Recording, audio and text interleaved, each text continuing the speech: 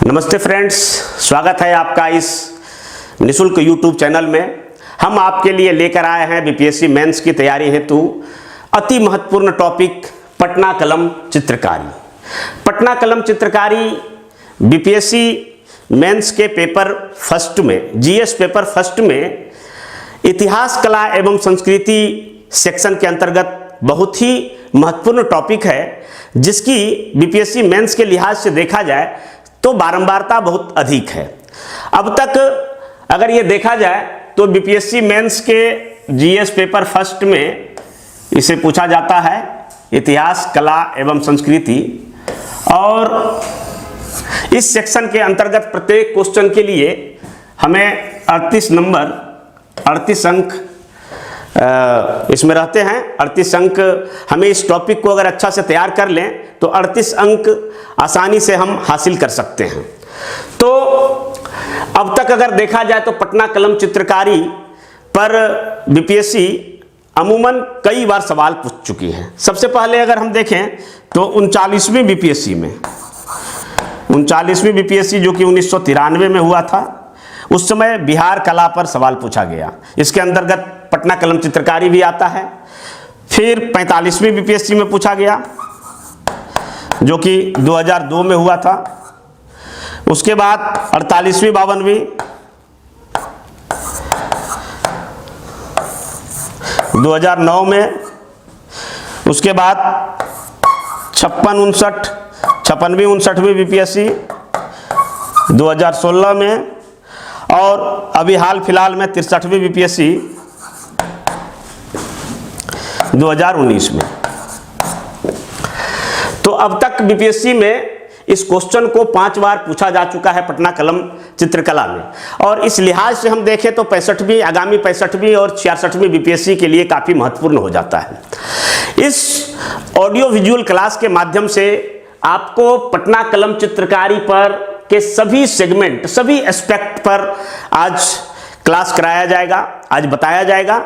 और इस वीडियो के माध्यम से, सिर्फ इस वीडियो को पूरा देख लेने के बाद ही आप इस क्वेश्चन को ना सिर्फ आपकी अच्छी ढंग से तैयारी हो जाएगी, आपको याद हो जाएगा, इवन कि आप परीक्षा में अच्छी तरीके से, मेंस परीक्षा में आप लिख सकते हैं। तो आइए हम बात करते हैं पटना कलम चित्रकारी पर। पटना कलम चित्रकला, पटना कलम चित्रकारी, पटना कलम शैली, इन नामों से ये जाना जाता है। जैसा कि हम जानते हैं कि बिहार कला एवं इतिहास के दृष्टिकोण से काफ़ी समृद्ध है।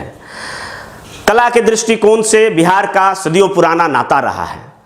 मौर्य काल में जिस कला का, काष्ठ कला से लेकर शिलालेखों पर जिस तरह से कला को प्रदर्शित करने का चलन हुआ, बाद में हम देखें तो उसी परंपरा को कायम रखते हुए पाल कला, गुप्त कला तक कला के क्षेत्र में बहुत ही बिहार का अमूल्य योगदान है। इसी क्रम में पटना कलम चित्रकला का काफ़ी महत्वपूर्ण इसलिए हो जाता है क्योंकि ये बिहार की राजधानी पटना के नाम पर है। तो आखिर इस चित्रकला में क्या कुछ खास है, इसको हम विभिन्न सेगमेंट के अध्ययन से, विभिन्न माध्यमों से इसको हम देखेंगे। तो सबसे पहले हम बात करते हैं पटना कलम चित्रकारी को।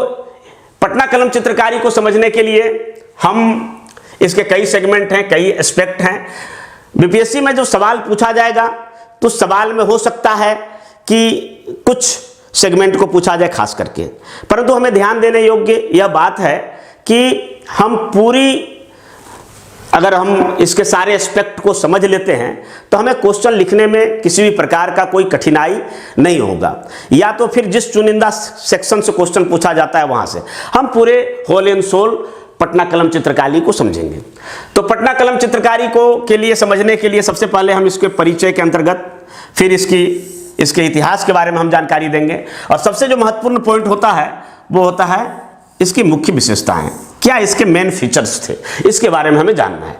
फिर हम जानेंगे कि कौन कौन से प्रमुख कलाकार थे और इसके कौन कौन से महत्वपूर्ण चित्र थे। उसके बाद ये कला का पतन कैसे हो गया और इसके क्या महत्व है, और फिर अंततः एक निष्कर्ष। पूरा ये जो हमारा टॉपिक रहेगा, पूरा बीपीएससी का एक क्वेश्चन लिखने भर रहेगा। तो आइए हम देखते हैं। आगे बढ़ने से पहले हम इनके चित्रों को देख लेते हैं।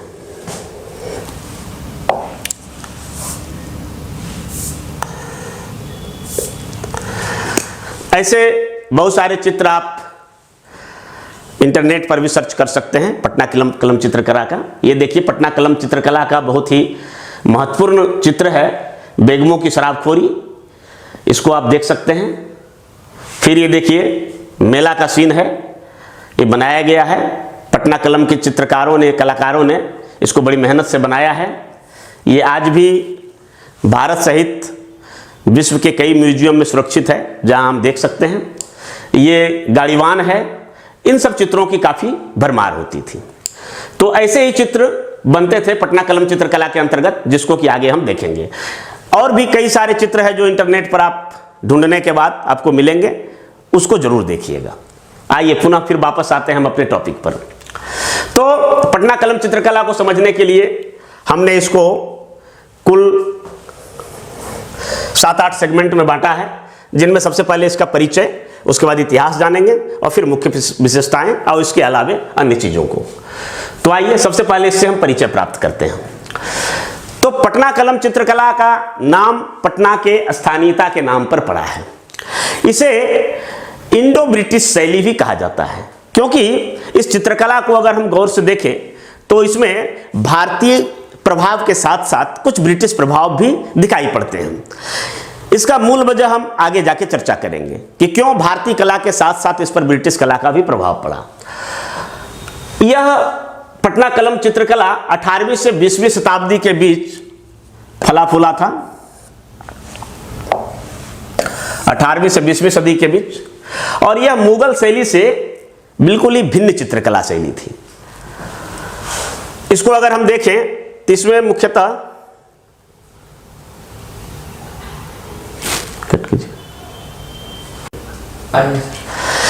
इस तरह से अगर हम देखें तो पटना कलम शैली, जो कि मुगल शैली से एक भिन्न चित्रकला शैली थी, तो इसमें मुगल शैली का हालांकि प्रभाव पड़ना लाजमी था, क्योंकि मुगल शैली से ही टूट कर आया। आगे इतिहास में इसको हम बताएंगे।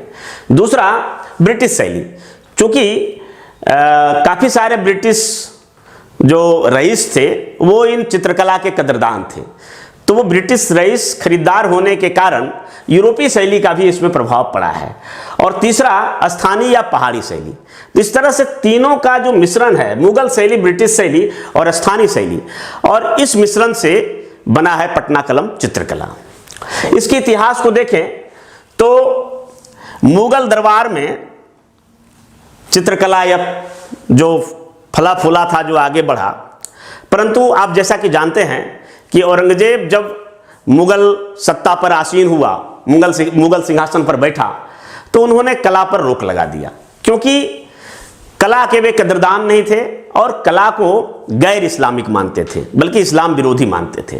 तो औरंगजेब द्वारा कला पर रोक लगा देने के कारण जो मुगल दरबार में संरक्षण पा रहे कलाकार थे वो वहां से पलायन करने लगे, और पलायन करके उनमें से कुछ चित्रकारों का दल मुर्शिदाबाद पहुंचा।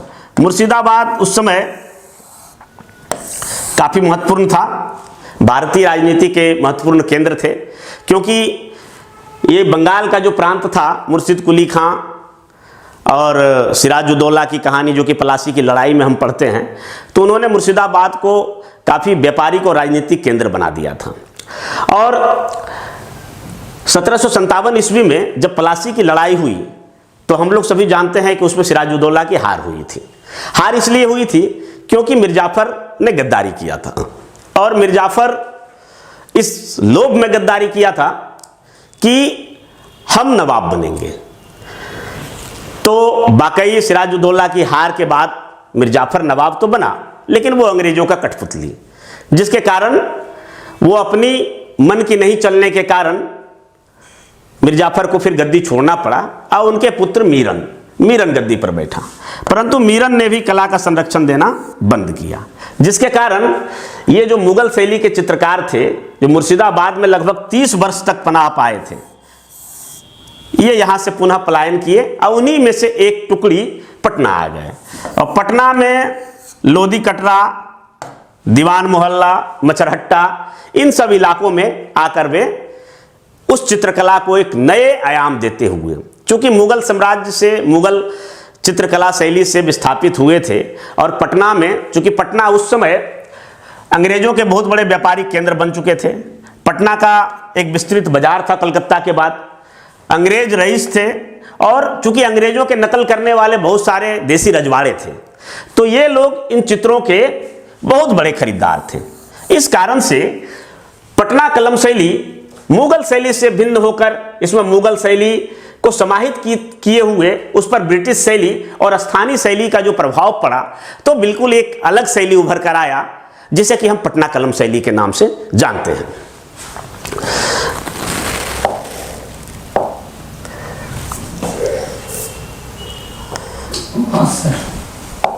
आगे हम बढ़ते हैं, इसकी विशेषताओं पर जाते हैं। ये इस पटना कलम शैली का बहुत ही महत्वपूर्ण पार्ट है। इसको बढ़िया से अगर देख लिया जाए तो समझ जाइए कि पटना कलम शैली का बीपीएससी में लिखने लायक जो कुछ मूलभूत तत्व है वो यहीं से आपको मिल जाएगा। तो विशेषताओं को भी हमने कई वर्गों में बांटा है, कुल 6 वर्गों में बांटा है। आप चाहें तो 1-2 वर्ग और कम या ज़्यादा कर सकते हैं।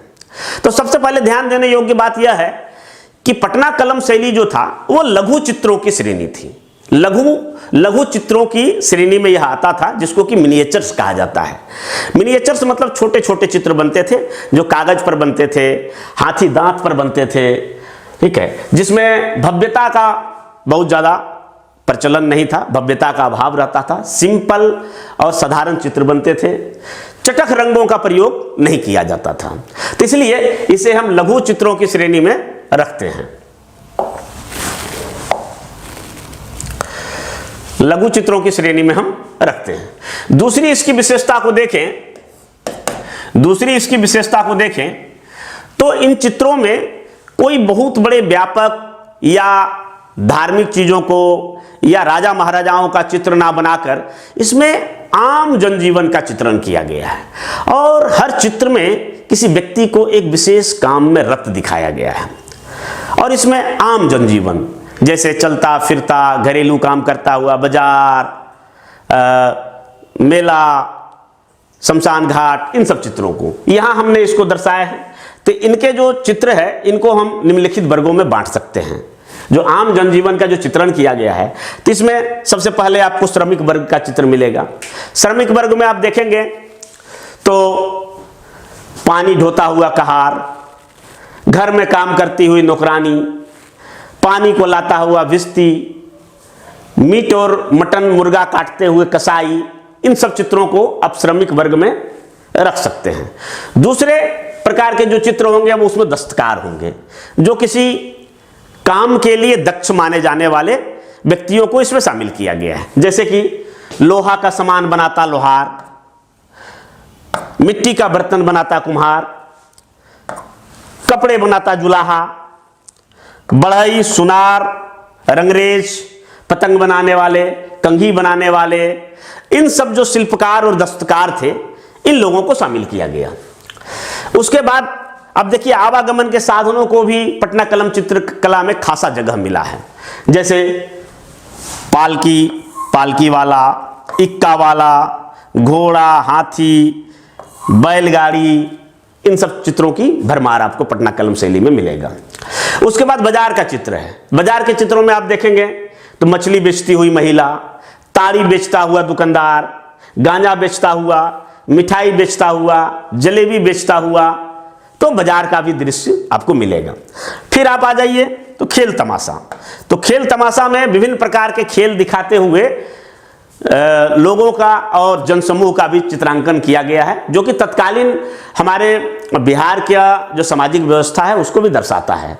तो उसमें आपको मदारी बंदर नचाता हुआ बंदर या सांप नचाता हुआ मदारी सपेरा मिलेगा, नट दिखाई पड़ेगा, नट जो करतब दिखाते हैं, बाजीगर मिलेंगे, जादूगर मिलेंगे, जादू दिखाता हुआ जादूगर, इन सब के चित्र बहुत यात मात्रा में है। उसी प्रकार अगर हम चले आगे तो आपको त्योहार में कई सारे त्योहार हैं जो मिलेंगे, जिनमें होली और दशहरा काफी फेमस है। तो इन सब त्योहारों का भी चित्र मिला है।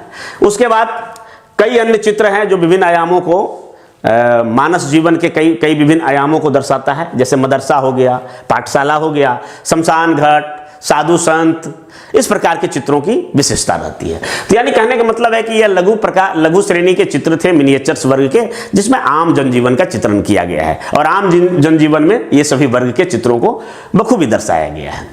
उसके बाद तीसरी जो विशेषता है पटना कलम शैली की, जो तीसरी विशेषता है वो है बारीकी। एकदम बारीकी से गिलहरी के एक दो बाल है उनसे ब्रश बनाया जाता था और उनसे काफी महीन वर्क किया जाता था, इतना महीन कि एक एक चित्र बनाने में 6-6 महीने लगते थे। इसकी हम उदाहरण इस प्रकार से देख सकते हैं कि पटना कलम शैली के अंतर्गत एक चिड़िया का चित्र दिखाई देता है। इस चिड़िया का चित्र को देखकर ऐसा प्रतीत होता है कि तत्कालीन कलाकारों को शरीर क्रिया विज्ञान की काफी गहन जानकारी थी, क्योंकि उस चिड़िया के चित्र को अगर हम जूम करके देखेंगे तो उसके एक एक रोयां, एक एक पंख स्पष्ट रूप से दिखाई पड़ता है।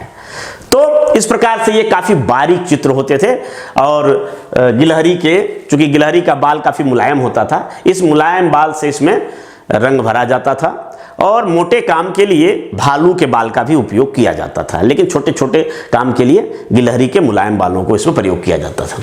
चौथी इसकी अगर विशेषता की बात करें तो इसकी रंगने की अपनी निजी शैली थी। यानी कहने का मतलब है कि ये जो इसकी रंग भरने की जो शैली थी वो तत्कालीन समय में और आधुनिक समय में किसी भी चित्रकला से मेल नहीं खाएगा। आमतौर पर चित्रकला में हम देखते होंगे कि पहले उसका बैकग्राउंड बनाया जाता है, पहले खाका खींचा जाता है पेंसिल से और उसके बाद उसमें उस खाका पर रंग भरा जाता है। लेकिन पटना कलम शैली इससे भिन्न था। पटना कलम शैली के चित्रकारों ने पेंसिल से खाका नहीं खींचकर सीधा उसमें तुलिका से रंग भरने की प्रक्रिया के तहत ही वो अपने चित्र बनाते थे। पेंसिल का प्रयोग नहीं होता था, सीधा तुलिका से रंग भरा जाता था। सर्वप्रथम ये चित्र कागज पर बनते थे, बाद में हाथी दांत, शीशा, चमड़ा, कपड़ा और अन्य सामग्रियों पर भी बनने लगे। इनके कैनवास भी अपने होते थे। इनके जो कैनवास होते थे, कैनवास जिस पर कि चित्र बनाया जाता है, ये कैनवास रद्दी कागज, जो रद्दी कागज होता था उससे लुगदी बनाया जाता था और उस लुगदी से कागज बनाया जाता था। उसी कागज पर पटना कलम शैली के चित्र बनते थे, परंतु बाद में ये कागज यूरोपीय देशों से आयात होने लगे और उस पर भी बनने लगे। इसकी अगर हम अगली विशेषता देखें, पांचवी विशेषता, तो इसमें लैंडस्केप का बहुत कम प्रयोग होता है। लैंडस्केप का मतलब यह हुआ कि सीनरी, अगर हम फोटो खिंचाते हैं या कोई चित्र देखते हैं तो उसके पीछे का बैकग्राउंड होता है जिसमें जंगल, झाड़, पहाड़, झरना ये सब होता है। तो इन सब चीजों का अभाव है। ऐसा इसलिए क्योंकि इसमें पृष्ठभूमि का, बैकग्राउंड का अभाव इसलिए होता था क्योंकि यह चित्र को कम खर्च में बनाया जाता था। कम खर्च में इसलिए क्योंकि आम जनजीवन का चित्र है और सस्ते हो, तो सस्ते चित्र बनाने के लिए इसमें बैकग्राउंड का प्रयोग नहीं किया जाता था। महंगे चित्र हो जाने के कारण शायद इसका खरीदार नहीं मिलता, इस वजह से इसके सस्ते चित्र बनाए जाते थे और बैकग्राउंड की कमी करने के लिए चित्रकारों द्वारा उस चित्र में ही कुछ ऐसी विशेषताओं को दिखाया जाता था ताकि हमारा ध्यान वहां केंद्रित हो और हम बैकग्राउंड पर नहीं जाएं।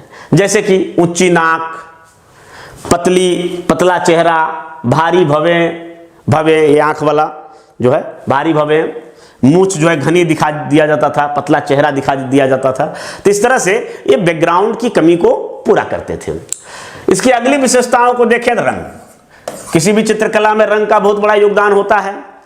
तो रंग जो इसके होते थे तो वो भी लगभग प्राकृतिक वस्तुओं से बनते थे। तो जैसे लाल रंग के लिए ये लोग लाह का प्रयोग करते थे, लाल रंग के लिए लाह का प्रयोग करते थे। सफेद रंग के लिए चिकनी मिट्टी का प्रयोग करते थे। काला रंग के लिए कालिक का प्रयोग करते थे। नीला रंग के लिए नील का प्रयोग करते थे। लाजवंत रंग के लिए एक विशेष प्रकार का लेपूजी पत्थर होता है, उसका प्रयोग करते थे। गेरुआ रंग के लिए स्थानीय मिट्टी जो है उसका प्रयोग करते थे और हरा रंग के लिए नीला और पीला रंग मिलाकर उसे बनाया जाता था। तो इस तरह से ये जो पटना कलम शैली की जो विशेषताएं हैं, 6 विशेषताएं, तो ये काफी कंप्लीट है और इसमें क्वेश्चन का पूरा सेगमेंट आपका कंप्लीट होता है। अब चलते हैं हम अगली विशेषता पर।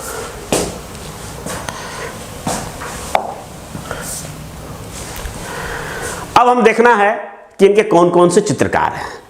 तो जैसा कि हम जानते हैं कि मुगल साम्राज्य में पलने वाले कला जब वहाँ से विस्थापित हुए तो कलकत्ता हुए, जब पटना पहुँचा तो इसका नाम पटना कलम शैली पड़ा। तो निश्चित तौर पर ये कला का जो अनुपम निधि है वो धीरे धीरे विकसित हुआ होगा। तो इसी क्रम में हम देखते हैं तो इन चित्रकारों का जो पहला नाम आता है इतिहास में, जो हमें मिलता है, वर्णन मिलता है, पहला नाम, तो पहला नाम मिलता है सेवक राम का। और इनका पीरियड 1770 से लेकर 1830 के बीच जिक्र मिलता है। बहुत सारी चीज़ों का जिक्र नहीं मिलता है, कुछ कुछ का जिक्र मिलता है, तो उन्हीं में से हम देखेंगे। उसके बाद हुलासलाल, ये हुलासलाल सेवक राम के समकालीन थे। उसके बाद जयराम दास, शिवदयाल लाल, गुरसहाय लाल, झुमक लाल, फकीर चंद, टुन्नी लाल, ईश्वरी प्रसाद वर्मा इसके अंतिम कलाकार थे। और ये जब कला का संरक्षण मिलना बंद हो गया, जब कला के कदरदान कम हो गए, खरीदार गायब हो गए, तो ये कलकत्ता चले गए। और अगर हम देखें रिसेंट काल में तो इसके अंतिम संरक्षक जो थे वो राधा मोहन बाबू थे। ये 1997 में इनकी मृत्यु हो गई। तो इस तरह से ये इनके चित्रकार हैं। अब हम देखेंगे कि इनके प्रमुख चित्र कौन कौन थे। चित्रों की बात करें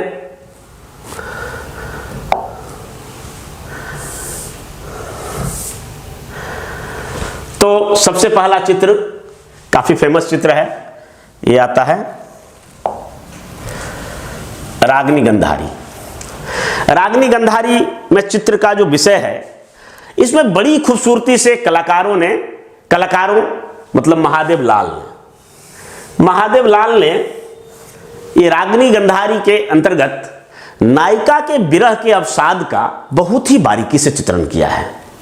और उसमें दिखाया गया है कि किस तरह से इनके जो पति हैं या इनके जो बाहर चले गए, प्रदेश चले गए, तो ये किस तरह से विरह के अवसाद में अपने आप को डुबोए हुए हैं, इसका चित्रण किया गया है। दूसरा जो चित्र देखिए तो वो है रागनी तोड़ी। इनके चित्रकार हैं माधोलाल। इसमें बिरहनी नायिका को बिना लेते हुए दिखाया गया है। बिरहनी नायिका बिना लिए हुए वो अपना गीत या गाना गा रही है। उसके बाद मुस्लिम निकाह, ये बहुत ही फेमस चित्र है जो कि शिवलाल का है। इसमें मुस्लिम समाज में होने वाले विवाह को दिखाया गया है। उसके बाद बेगमों की शराबखोरी, ये बेगम यानी महिलाओं को शराब पार्टी का इसमें वर्णन किया गया है। और इनके चित्रकार हैं यमुना प्रसाद इनके चित्रकार हैं। तो इस तरह से प्रमुख चित्र, ये 4 प्रमुख चित्र का हमें जिक्र करना है। आप चाहें तो और भी कर सकते हैं। अब हम नेक्स्ट में इसको देखें तो अब है सवाल उठता है कि इसका पतन कैसे हो गया। 200 साल तक बिहार को गौरवान्वित करने वाला और जिसके कदरदान अंग्रेज सहित अनेक भारतीय राजे रजवाड़े थे, उसका पतन कैसे हो गया। तो 19वीं सदी के उत्तरार्ध में इसका पतन होना प्रारंभ हुआ। कारण क्योंकि जो भी इसके कला संरक्षक थे, पुराने देसी रजवाड़े थे, वो धीरे धीरे उनकी मृत्यु हो गई। उनके वंशजों ने इस परंपरा को कायम नहीं रखा, जिसके कारण कलाकार धीरे धीरे आश्रयहीन होते चले गए। कलाकार धीरे धीरे आश्रयहीन होते चले गए। इनके पास रोजी रोटी की अहम समस्या उत्पन्न हुई और ये सरकारी नौकरी में चले गए या कोई अन्य व्यवसाय में संलग्न हो गए। और जब अन्य व्यवसाय में संलग्न हो जाएंगे तो धीरे धीरे इस कला के जो महत्वपूर्ण विशेषज्ञ हैं उनकी कमी होती जाएगी। और कुछ लोग रोजगार की तलाश में कलकत्ता चले गए, बनारस चले गए, मथुरा चले गए। और इस तरह से धीरे धीरे इस कला का पतन होना प्रारंभ हुआ।